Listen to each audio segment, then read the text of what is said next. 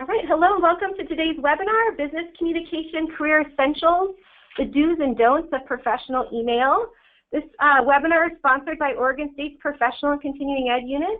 I am the Director of PACE, Professional and Continuing Ed here at Oregon State. Our group really works on engaging the community through professional education opportunities that both serve personal enrichment and professional development. We have hundreds of courses, certificate programs that we open to the public that offer this tangible value for quality programming brought to you by the university that address all educational, professional, and economic development needs.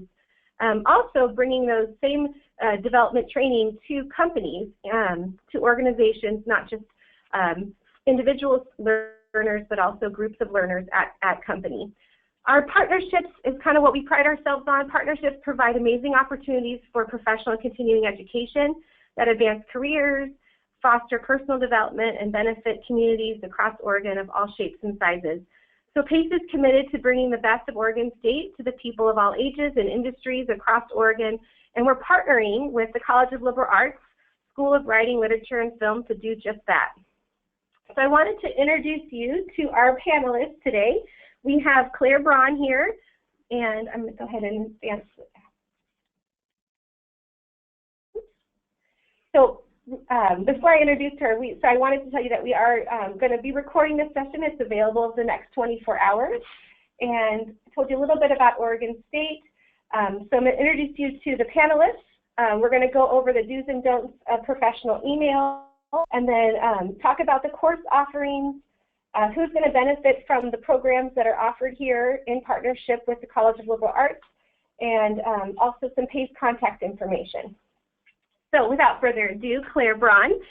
She studied writing at the University of Arizona and also in the United Kingdom, and she's earned her master's degree in creative writing from Oregon State University, where she's taught here since 2012. Her research interest centers on the body's role of the process of learning and writing, and she's currently working at the OSU Writing Center to create quantitative tools to better understand the role of peer tutoring in the writing development process. Clare's background has been in K through 8 schools, administrative work in the finance industry, and in her teaching she emphasizes critical thinking as a creative tool and to help her students really rethink their approach of their relationship with writing. So we're really proud to have her here today. I'm really excited to be here. Thanks. We have 2 other panelists in the room. Aaron Floodfelter, he's also a faculty with the School of Writing, Literature, and Film, and Rich Collins, who is an instructor with the School of Writing, Literature, and Film, who's also teaching our technical writing course. So we have a full house. Thank you, gentlemen, for being here. Glad to be here. Good to be here, yeah. All right, so Clare, let's dive in a little bit to the do's and don'ts of professional email. Yeah, so we have 5 don'ts and 5 do's to give us some sort of basic background tips on how to do email in a professional manner. So our first don't is don't assume that your readers know exactly what you know. So this includes like some of the background details of a project. If there's background context, for example, like interpersonal conflicts that might be shaping the way something is unfolding in emails, it's good to give your reader all the background that they need in order to really fully understand what you're asking of them. The same goes for jargon. Make sure that, especially if it's a person that you're communicating with early on in your communication, that you make sure that you specify what little pieces of jargon mean, so you're not just referring to like a TPS report, but you explain what that actually means to your reader. So that's our first don't. Just adding in there, one way that I've found that's been kind of helpful to sort of alleviate the jargon issue is that some larger workplaces often will have a database of terms that's fully and open, ultimately accessible to everybody that works there. Or they might have a small wiki page for people that are new. Linking to those sort of things within an email can be really helpful because you're doing the shortcut of getting everybody on board with the idea of this is what we're talking about now. And if you're new, hey, that link will kind of direct you to the right place. Yeah, that's a good tip. Okay, so number 4, don't Don't reply all or reply to an entire listserv when you're really just trying to write to an individual. So some email programs like Gmail will let you choose whether you want the default reply button on your email to default to reply or reply all. So that's a way to help make sure that you don't send a message to a whole slew of people when you really only meant to communicate to one person. And make sure that you're replying or you're reading through all of the reply instructions. I know in our department, emails sent to a listserv will often include a line saying how to reply or respond to the message. So rather than replying to the listserv, respond to this particular individual and it'll give their email address. Make sure that you follow those instructions carefully. And another really good tip to avoid listserv shenanigans is to not put the email address in until after you're done writing the message. Because that way you make sure you don't accidentally send to somebody who you don't want to send to. And of course, it's also important that you don't hit reply when you mean to hit reply all. You don't want to accidentally leave people out of a conversation and be waiting around for their response and they never respond. It's because you didn't actually include them on the email chain. Yep.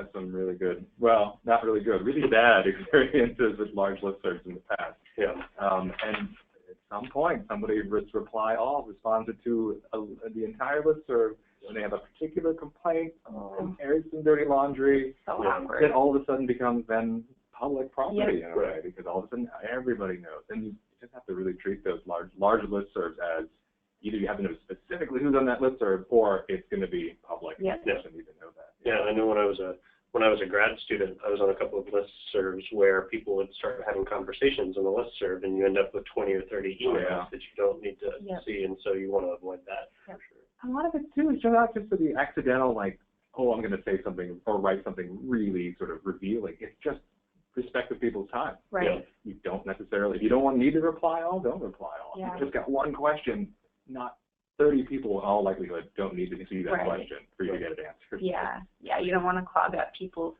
email inboxes. All right, so moving on to our next don't forget to proofread at least one time. So this is an example email. Do you have time to meet this week? I'd like to discuss my upcoming performance review. Thanks, you. I did that this morning. Yeah, and it doesn't hurt to run things through a spell checker, but you can't rely solely on those tools. For example, when I ran this sample email through a spell checker, it caught performance instead of performance, but it did not catch thanks you, which just sounds kind of weird. Yeah. So you can't just rely on the spell checker for things like this. And there's so Gmail also has an undo send feature that you can turn on. If you accidentally hit send and then notice an error right away, you can quickly hit that button to sort of retract your email, but you only have a few seconds to do that. So it's better to not plan to do your proofreading during those 5 seconds that you have to retract your email and proofread it in advance of sending. Yeah, and I would add one of the ways, I think, especially if I have an important email that I'm sending off that might be going to a large listserv or to a supervisor or something like that, oftentimes I will print the email and go through with a pen in hand, because there have been some studies that show whenever you are reading through a document that you have written and it contains typos, sometimes you will misread the words that are misspelled because you know what you mean. And so you'll repeatedly do that, and so you might not catch the errors. And so if it's a really important email, a lot of times in order to try and break that process, I'll print it off and go through with a pencil in hand in order to try and catch any of those mistakes before I actually send it. Yeah, and if it's a really important email or an email that's describing something that's particularly complicated, I also, if I have the chance, will run that email by a second person to get some feedback on it before I send it out to the final audience, just to get another pair of eyes to make sure it's proofread and also makes sense.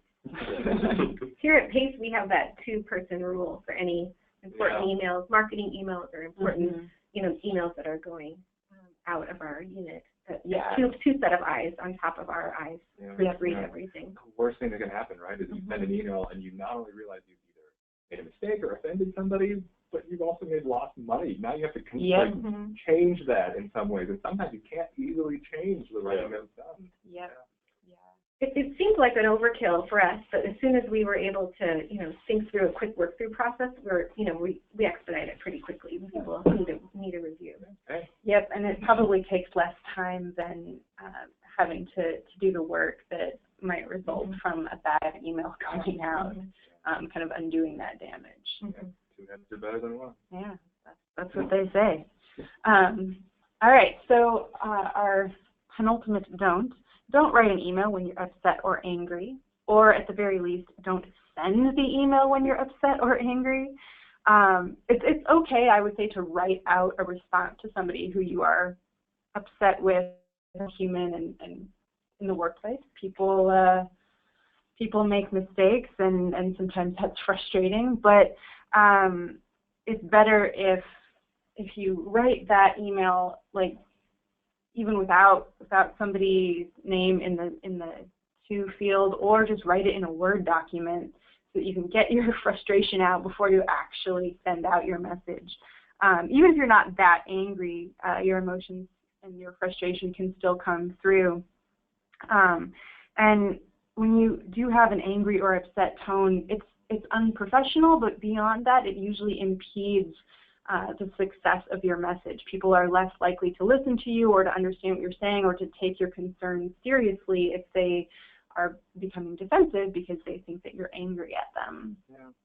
Less likely to be sympathetic with your complaint, if it is a complaint, or the problem that you're trying to solve. If with their first reaction is, actually, I'm a little bit offended by the tone in your voice or the tone in your email. And it's just best to sort of take a pause. Maybe that's a great moment to have a second reader on it too. Yep, I was going to say that. Yeah, when I have a tricky situation that I'm communicating with, I definitely like to have a second set of eyes on that message before I send it, so that make sure that I'm not coming across as too upset. Sometimes it's even just terseness. It's too quick. You're saying something like, "Well, I can't believe you feel that way." Yep. I didn't really mean it that badly, but it can come across that badly, and somebody else is going to catch that. Exactly, especially because, in a genre like email, you don't have the benefit of people's tone and the other kind of, physical communication cues that help soften a message. So a very short sentence with a period after it might come across as terse and frustrated when that's not how you mean it. And so it can be helpful to have another pair of eyes before you send that message. We usually call that a low contact medium, something where people don't have a great deal of contact if you're sending a 50-word email. And people can misread language all the time. Yep. So our final don't forget to include the relevant attachments. That's always embarrassing.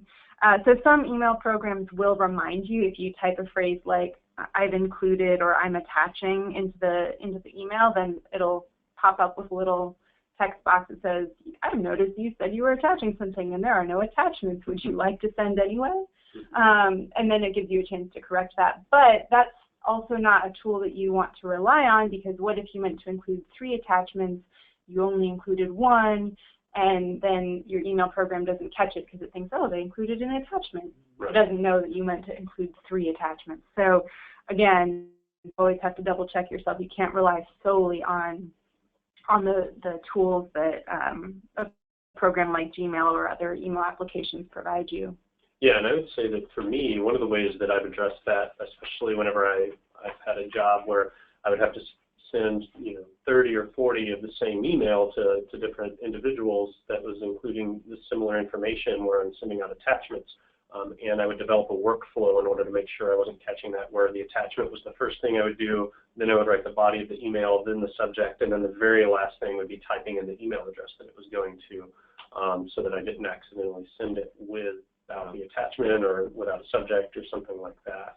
Yeah, and that's really helpful to develop that kind of workflow if you are in a high-paced work environment, which many of us are, so you might not have as much time as you'd like to kind of carefully review each email, make sure you included everything. So if you have kind of a step-by-step procedure that you always follow, you can sort of minimize the risk of making those mistakes while also moving through your emails pretty quickly. There's also some really interesting ways in which I'm always double careful to make sure that it's the version that I want to send of that particular file. That gets into file naming and all kinds of things, but I always try to say, like, all right, this is this document in the name of the file, version 1, version 2, and I never know, like, all right, what's the last version I know I need to be sending, right? Because sometimes documents have 20 or 30 different versions of them. Either that, just keep the most current version in one place, so you know to always go there. Yeah, that always happens. Yep.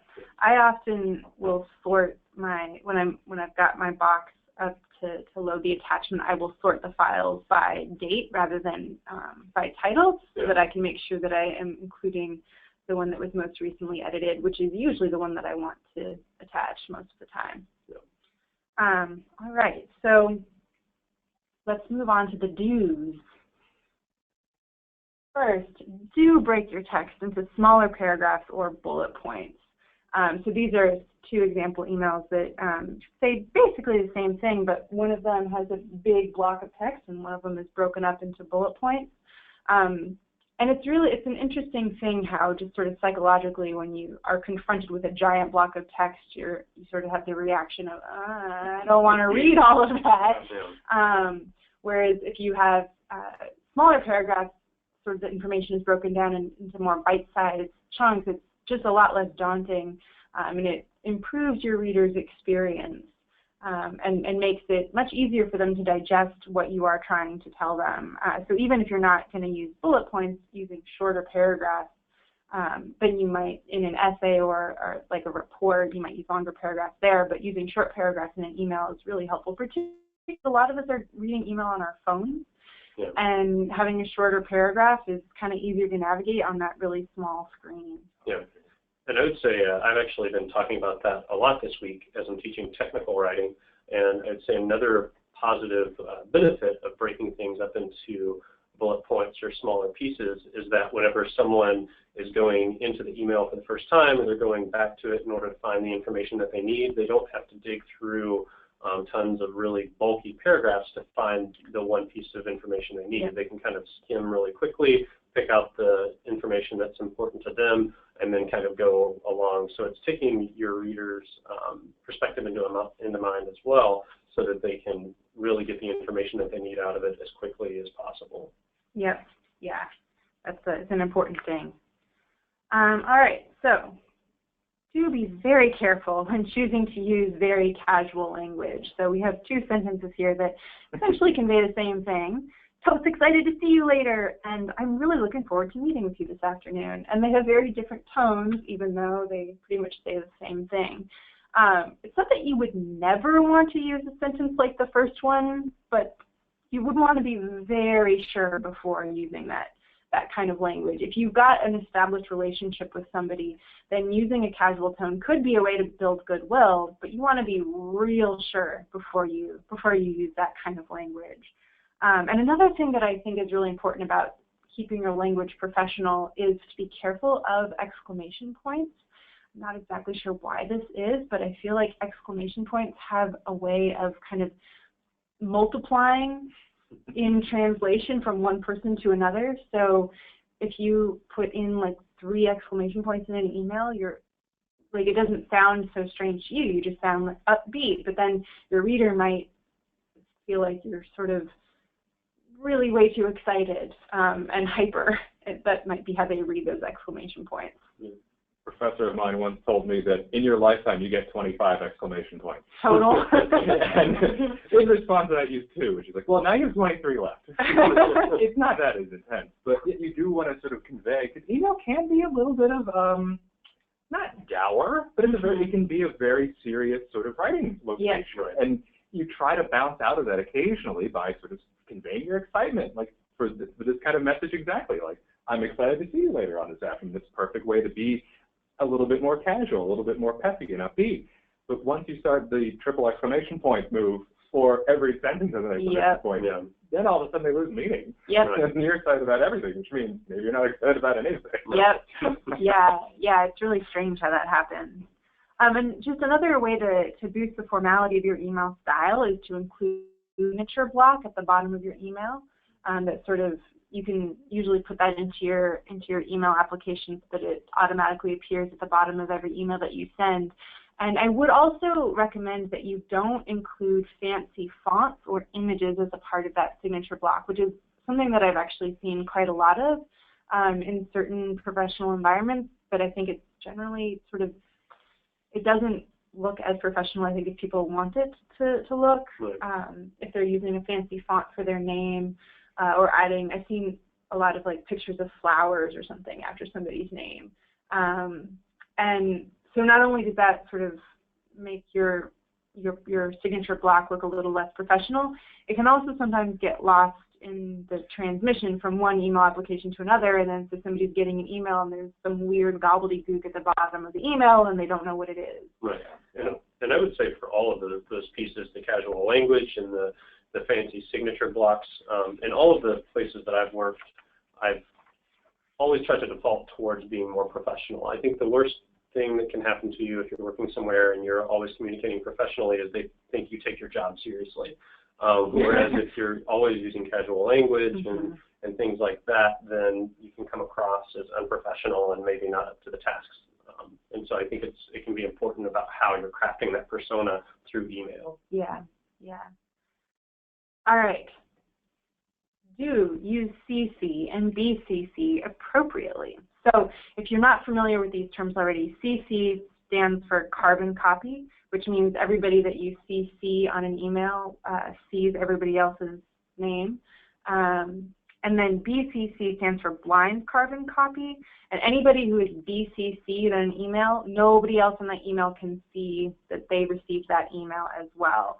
And so CC is kind of a way to add somebody to an email, and it sort of subtly sends a message that the people who are CC'd rather than in the like regular to field are just being included for their information. It might be something, the email chain might be something that they need to be aware of but don't necessarily need to take action on. So you can sort of shape the way that those messages are received by how you decide to distribute your recipients between the to and the CC fields. BCC, it can get a little tricky. So one example of when I might use a BCC is when I'm emailing students in a class who have not turned in an assignment. And I would list all of those students in the BCC field rather than the CC field. Sending all of those emails at once to all of my students, if I have like 5 students who haven't turned in an assignment, in part lets me kind of avoid any of those students from feeling out, because I can sort of keep it generic, like, hi all, you are receiving this message if you have not turned in this particular assignment. So that might help a student not feel sort of singled out for not getting their work in. But it would also be unethical and I guess probably even illegal for me to share with one student that another student had not done their work. So it's important that those names are BCC'd so that nobody knows who else is not doing their work. Strategically use the blind carbon copy to sort of let a superior know that I've got something I'm dealing with, possibly with somebody that I'm working with or possibly something that I'm overseeing, that there's a problem brewing. Yep. Or you know that I'm sort of handling something, but it's just for, you should know about this. Yep. But the other person doesn't need to know that you know about this, because that either one, could freak them out, or two, it's just not necessary at that point. And just letting someone know, like, actually, something's going on here. You just need to be aware. And usually when you see yourself as a BCC, you're like, I now know that nobody else knows that I've been included in this conversation, so I should at least keep this close to the vest. Right. Yeah. And I would say similarly, I've used the CC field as a way of increasing authority. So if I'm contacting someone, if I had a supervisor who says, email this person about setting up a reservation, for example, then I might email that person, CC the supervisor, and in order to show I actually do have the authority to do this. Yep. This is not coming just from a random person. There's actually some credence behind this request. And you're more likely to get a response if you're sort of emailing someone and you make it clear that you CC both your superiors. Right. Yep. Yeah. That person's going to respond. Yeah. Yep. Yep. Yeah. Of course, you want to be careful too with BCC. You don't want get things. You don't want things to get kind of unethical or like overly secretive. Right. Like sometimes it's a good thing that, you know, you include a supervisor, but the person who you're emailing directly doesn't know that that's happened. But you also kind of want to avoid tattling, I think, which you could do with a BCC. So it's one of those things where you have to kind of use your ethical judgment on whether blind carbon copying somebody is effective and ethical or not. Right. And ethics is something that we will actually spend a little bit of time on in the workplace writing class in a little bit more detail. All right, so to be respectful of your readers' attention span. We had a quick question come in, if you all don't mind answering, that was on the last point. So we had a question about the signature block. What information should be included in the signature block, and should there be a different setup for replies? That's a good question. So in some instances, you might stick with the style that is established by your office. Mm-hmm. So some organizations might have a particular signature block that they tend to use. I usually include my job title. Mm-hmm. I usually include my phone number. I usually include my department. And sometimes I have worked for more than one department at a time, so I include both of those or adjust it as needed depending on which department I'm emailing from. I also include my email address in the email, which can be maybe counterintuitive because couldn't somebody just reply to your email? But I email to a lot of listservs that do not, the listserv settings are set so that people can't reply to the listserv. So if somebody wants to reply to me, they're going to need my email address. So I put it at the bottom in my signature block. I've often done that too because I have multiple email addresses, but I often funnel them into one larger one. Yep. So if I want to make sure I get replies and have those replies go to the right organization, then I want to put that one in a particular field. I would also say that you can include links for organizations that you're connected to, or maybe you have a personal site that you want to include. There is a sense that there is signature fatigue, that you include more than, say, 6 or 7 pieces of information. People are going to look at that, and they'll especially look at it if they hit reply all, reply all, reply all, and you see the chain of emails, and all you see is this colossal block at the bottom. You don't want people to look at, well, that's a bit unusual. So you try to keep it to the most important, relevant, personal and business-oriented information so that somebody can find other things out about you or contact you. Right. And in terms of whether, the other part of the question was about replies, right?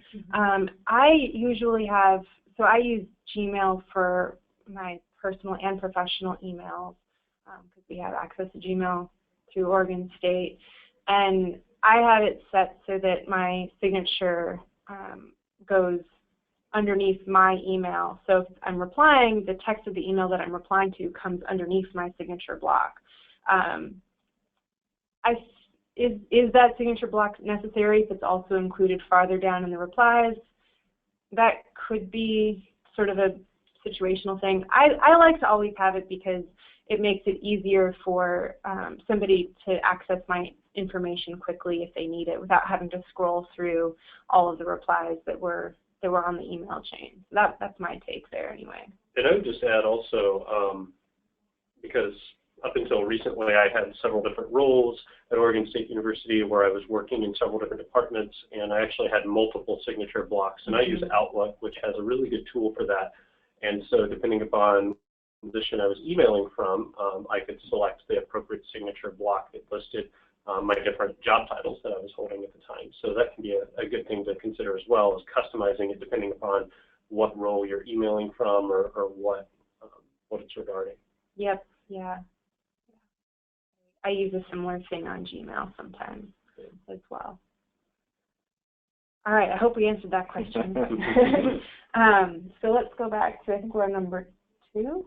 Yeah, so be respectful of your reader's time and attention span. So being concise is kind of one of the hallmark important things of good workplace writing, no matter what kind of genre you're in, but especially during email, because we all get so many emails, don't we? I get a lot of emails, and I prefer it when people are concise and to the point in the emails that they're sending me. And one thing that you can do, if you have a lot of information that you'd like to include, is to consider including some of it in an attachment. So if you've got information that you want to include, but it's maybe helpful but not totally essential, you can put that into an attachment so that your reader can look at that information if they want to, but they aren't forced to read it in the body of the email itself. Yeah, and I would just say, yeah, there are a lot of articles out there about the 6-word email, which I'm, is a bit extreme for every situation, but I'm a big fan of the idea being that you should be as concise as possible. And I think a lot of times, a lot of it depends upon the situation. Sometimes you just have to send a long email. But I would say most places I've worked, the majority of the email communication was inter-office, where it was emailing someone whose office was within sight of my desk or who was just across the building or something like that. And sometimes it can make more sense to pick up the phone or go drop by and actually have a conversation than to spend hours trying to hash it out over email. Yep. And so I think trying to limit yourself in that way can kind of help you judge whether or not email is the appropriate venue for what you're trying to accomplish. Definitely. And if you do have to send a long email, that's where we can go back to one of our earlier points about breaking that text up into bullet points and shorter paragraphs to make that large amount of content more palatable for the reader to read through. Yeah, I'm a big fan too. I find myself sending emails where there's 20 or 30 people that I've probably CC'd on it, so they all know each other. But it's a long email, and I know they don't all need to read it. But some of them it's going to be really useful information for some of them. So I'll do the thing that I'll do in a memo, whereas that first line after the "Hi everyone" is the quick executive summary, which is this email has to do with blank, blank, and blank. Half the people, more than half, are going to immediately put that in somewhere in some archive or put it in a folder somewhere, which is good because that saves them time and attention. Yep. And it's really, we think of it as the mini executive summary, which you think of as, well, does the executive need to read this? They need to know about it, and then they need to file it away, so they don't have to do anything. And that saves so many people a lot more time. Yeah. Email. Yeah, that's a really helpful thing.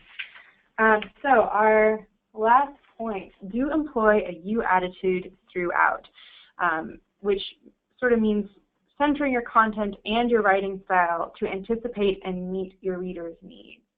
And you attitude is a concept that we will spend a lot of time working with in our class.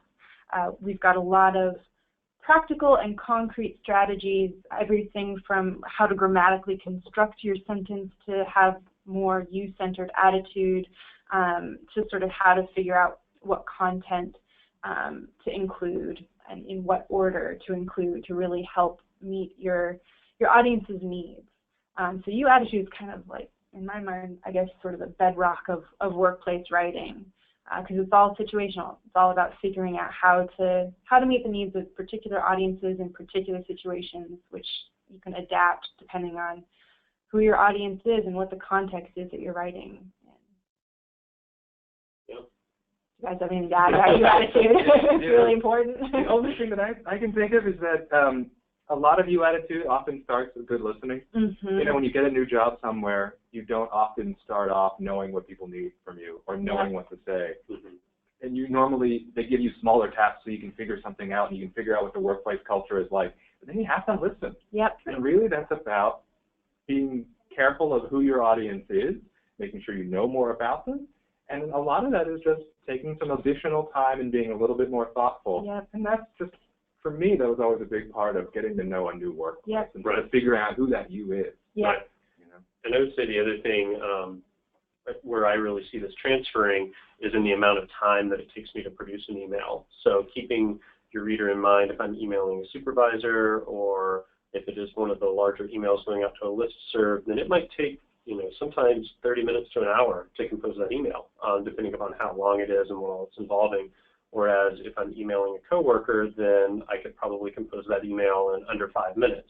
But all of that is just keeping that you attitude in mind and remembering who your audience is and what you're trying to do and how you're crafting the message and how important it is that everything be exactly tailored and when you can be a little bit more informal, and just remembering all of that whenever you're working on workplace communication. Yeah, and I think it's a lot about empathy is maybe another way to say what we're talking about, whether it's listening or however you want to phrase it. I think empathizing with your audience is a way to help figure out what their needs even are. And our class will focus on then how you can tailor your writing to meet those needs, because that can be a complicated thing to do. So I think that's about all for our presentation. I'm curious if there are more questions that people have. Yeah, so we're taking questions. Feel free to chat directly. Emily will help moderate, and so she'll draw our attention out to some questions about the do's or the don'ts. As we're kind of taking your questions, I'm going to talk a little bit about the platform. We're trying that pace here in our partnership here to meet your needs, your training needs. So we are offering 2 courses, both taught by Claire, and one is 100% online, and the other is face-to-face boot camp up in Portland. And we're flexible in our formatting, so we are open to any ideas of bringing this training to you in another format. So please write into PACE requesting more information or with suggestions on different formats. I think it's also important to note that we can customize the offering for a group of individuals and bring it to a training group, to your entire unit, or to an organization, and even roll it out organizational wide. So we start that process with just a needs assessment and a free open communication dialogue with our facilitators here, understanding what your training need is, and then customizing our existing syllabus and content to around that training need, kind of cherry picking off of that syllabus. So all of the information is up on our website, but I'm going to kind of step through to make sure that it's clear to you. The most convenient offerings that we are running this spring, the first one is our 100% online, and it's 4 weeks, and I thought it would be a good opportunity for Claire to kind of talk about the structure of her course. But it starts February 20th and runs through March 19th.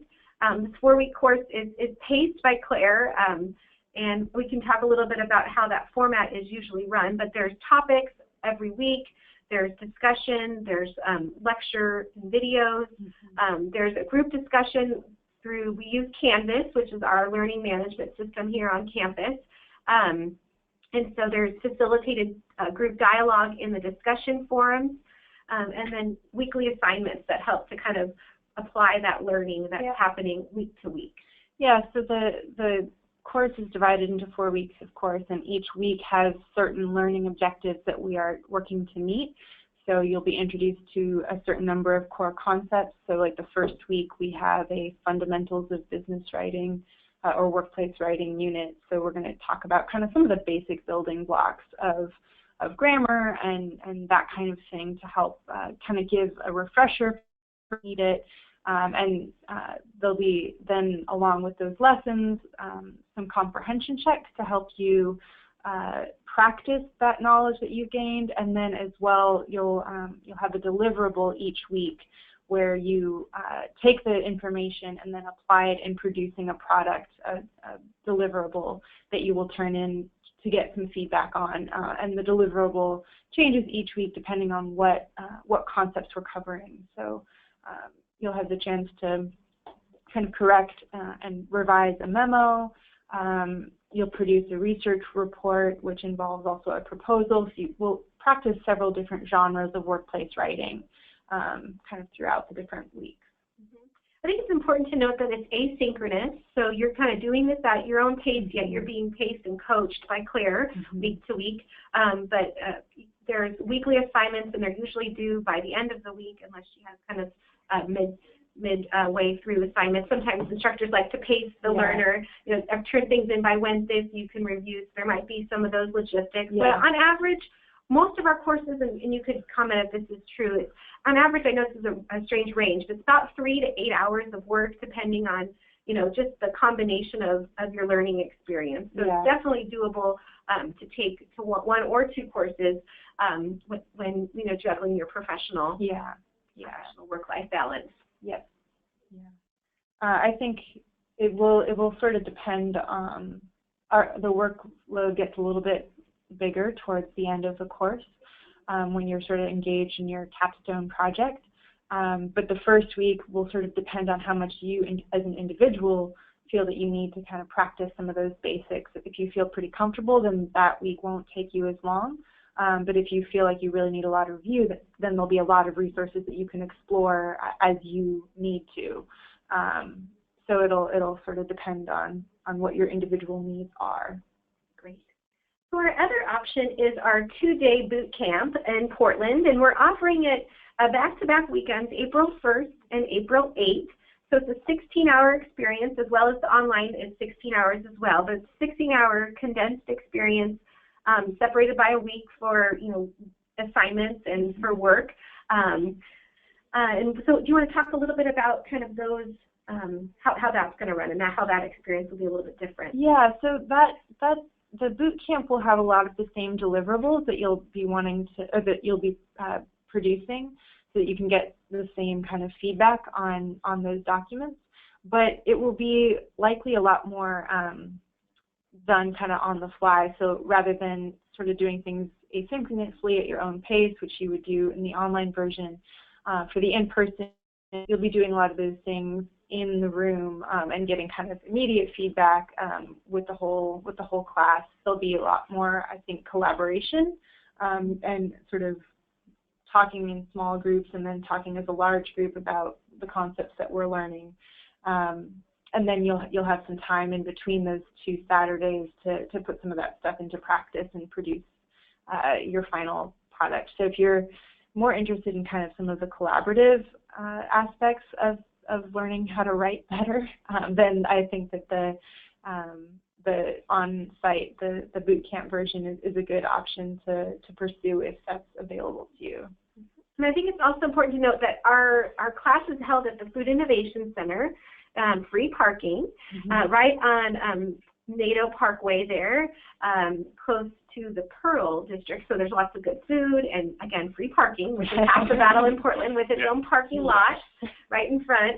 So it'll be Saturdays. The building's fairly open, it's open 8 to 5, so our structured time will be around there, and so it's easy access, I think, is the best thing about getting to Portland. So, so just wanted to also point that out. And we're drawing from a lot of different industries. Currently, our enrollment is up there, and there's a lot of different industries that are pulling in, and we have a lot of career changers that have registered for that course as well. So, great. So a little bit about the program and these courses in general. We've really drawn in partnership looked at the need. And again, feel free to write in your questions too. We want to make sure this is for you. So we're kind of filling some time here as we kind of bring in some of your questions. But I thought it was really important to kind of discuss where we saw a need and interest for these courses and how we're seeing, a lot of companies have been requesting this for their employees, but then a lot of employees and then individual learners have been requesting some type of this training, and where you guys saw the need in our partnership. So just professionally, broadly, being employed as a writer across multiple industries is up and is growing, but then also applying these do's and don'ts that we learned about today and learning new writing strategies to evolve as you evolve in your career is highly important. I'd say one thing that I hear from so many students, so these courses, these PACE courses, are specifically built to mirror a lot of the sort of learning objectives of the courses that we teach at Oregon State University, and they're both really quite popular courses. We often can't teach enough of them because students like them so much. And what often we hear is students take the courses, they enjoy them, we get good feedback, we teach the courses often and frequently, and within a few years we'll hear back from alumni and say, you know what, I wish I could take that course again. Because now things have slightly changed. I'm doing more writing than I thought I was doing. I'm in a workplace. I'm trying to remember what I learned in that class, but it's been 5 or 6 years. Could you please talk to me a little bit about that? Do you have any resources? This is the perfect sort of replication of some of the core values of some of those courses, but broadened a little bit for a wider audience because we're not entirely sure what industry they might be involved in. I think that's what's really special about them. Yeah, we're trying to sort of teach these from the point of view that no matter what field or industry you're in, you can take the core concepts that we're teaching and apply that to your particular career goals and your particular work situation. And with technology, like you were talking about, just everybody reading on mobile device, I mean, it evolves as your career and as industry evolves and technology evolves, just having to change and evolve with the times. Yeah, the ways that we write shift with the different mediums that we have at our disposal to write. Well, even in the last 5 years, more people are reading large amounts of text online because we have phones that became what they call them phablets now, because they put a phone and a tablet at the same time. You do the bulk of your reading on that on the go. So it's now, can I use, how good is my email app for my phone? Because I use that way more than I used to. So a lot of the email tips that we're getting, I've now moved into a slightly different workspace. And you don't know where you are when you're going to be responding. So can you insert bullet points quickly from your app? That's a good question. You know, and that becomes a more relevant one the more writing you do. I wouldn't be surprised if we end up needing to incorporate a text message unit. How to text with your supervisor. I have texted with supervisors in so many different workplaces, and sort of knowing that etiquette, especially since we usually use that medium for personal communication rather than for professional communication. So how do you adjust your text messaging style in a professional environment? Always changing. Fewer emojis, hard to say. It depends on your boss. Great. Well, I can see you're always continually updating your content. So again, Emily, is there any other questions at this time?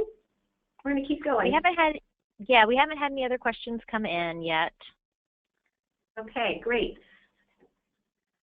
All right, so a little bit about the program objectives. You know, it's kind of taken from the website, but it's really seen as a toolkit, highly innovative, a very practical, and focusing on. So these are the program objectives, so the learning outcomes for the course as a whole, and each week is devoted to meeting one or more of these particular objectives. Just to kind of go through them, we'd like students to write effectively and ethically for diverse purposes by making rhetorically informed choices in style, syntax, tone, formatting, and conventions. Students should be able to apply and adapt flexible writing process strategies to produce clear, high-quality deliverables in a multitude of business writing genres. To use writing as a mode of thinking to research, innovate, and communicate new ideas, solutions, and policies. And boy, if you have the ability to do that and talk about that in a job interview, that's gonna go pretty far. And then to use a toolkit of writing skills, including word choice, grammar, organization and structure, and document design that can be adapted to create writing styles for a variety of business writing situations. So again, depending on whatever situation you happen to find yourself in, these tools and strategies should be adaptable to help you make the best writing choices for each sentence, each paragraph, each document that you need to produce. I should say too, maybe this is important to note, one of the great things about the way we design this course is when you're done, you have kind of proof. And you know you have a bunch of these skills and you have a bunch of these techniques and you can build these qualities into your writing. So if somebody wants to see them, you almost have a little mini portfolio at the end to show like, oh, not only have I taken this course and I can say that, but I can show you proof that I've been able to negotiate a lot of the concepts and skills in this course. And I've got the proofs in the pudding and that I've got materials to show you as well. And I can bring those skills to your particular workplace or to advance in your current workplace. And to kind of layer on that, Claire has designed this course. The course design of this has mapped all the way from the learning activities that you're going to be participating in and that proof that you're developing, mapped back to these learning objectives. So really nicely done. Each activity, each deliverable should help you with at least one, but usually all four of these particular objectives. Very actionable. Thank you. Well, and just a few more things. So that's pretty much our learning approach here for PACES and for this class specifically. It's a practical, it's based on theoretical concepts, but she's using real life examples, just like in today's discussion, to really draw upon the components. She's facilitating the learning, but then really mentoring individual work, which is done so nicely through the discussion boards. And really, you're having that coach on that true editor. You'll have individual feedback on the writing that you do. There's a kind of an introductory, everyone's on the same page, and then the course kind of gradually builds, and then it culminates with the portfolio project. And I think questions are encouraged throughout the course, and I don't know if you're going to be planning to break people up, especially in the online learning, opportunities for that, to have cohorts online as well as the face-to-face discussion, which is done so nicely. So the course design is really is thought through in that sense. All right, and just, you know, to kind of just layer on again about these courses and courses in general, we're seeing an immediate return on your return on investment of being able to apply what is learned in the classroom to your daily job. This is an opportunity for you to continue growing in your career, extend your skills, extend your resume. We have a lot of career changers in continuing ed and people that want to grow in their career path. So this is also a great opportunity. Who knew you might become a freelancer after all of this? Groomed so nicely by Claire. And then I guess we touched upon it, but technology as it evolves causes us to shift in our thinking, our communication style, and you know, kind of a good point. One thing I wasn't going to mention here, but I thought as you talked about a portfolio, it's also important to note that there is a record of your learning with professional continuing ed. So we actually have a student record where you'll have your classes documented that you took a class for a pass, no pass, and so you can always, and those transcripts are kept indefinitely, so you can always come back and have that as a reference point that this was something for your record. All right, so how do you get started? I think a good point is that classes are coming up, they're filling up. So register, we'll share this with you in the next 24 hours, this webinar as well as the slide deck. We'll also give you a coupon code for 20% off the class for your great participation today. I think we had 95 people listening, so thank you so much for being with us today. I wanted to give you Claire's contact information, mine, and also Emily Henry's in case there's any questions. We also have the syllabus up online, but we're more than happy to step through the syllabus with you to make sure that this is really a good fit for you and that you're understanding what the approach to learning is going to be. So thank you so much for your participation. Do you want to close with some final thoughts, everyone? We're really excited to be teaching these classes at the School of Writing, Literature, and Film. So we're excited to work with you all. Yeah, I would agree. I think that this is a really good opportunity, you know, to reach people who are outside of the college environment a lot of times, and to help take some of the knowledge that we're building in the classroom on a daily basis as instructors here at Oregon State University, and really branching out and giving that to a lot of people who may not be on campus or may not have those opportunities. So I think we're really excited about that opportunity and the ability to work with some new demographics. Yeah. We're excited to see you in class, either online or on site. Yep. Thank you. And then stay tuned. I'll also remind you that Rich is talking on Friday. We're back from 12 to 1 on technical writing and some tips and tricks there. So please join us again Friday afternoon for your lunchtime session with Rich Collins. Thanks. All right. Have a great day, Beaver Nation. Bye. Bye.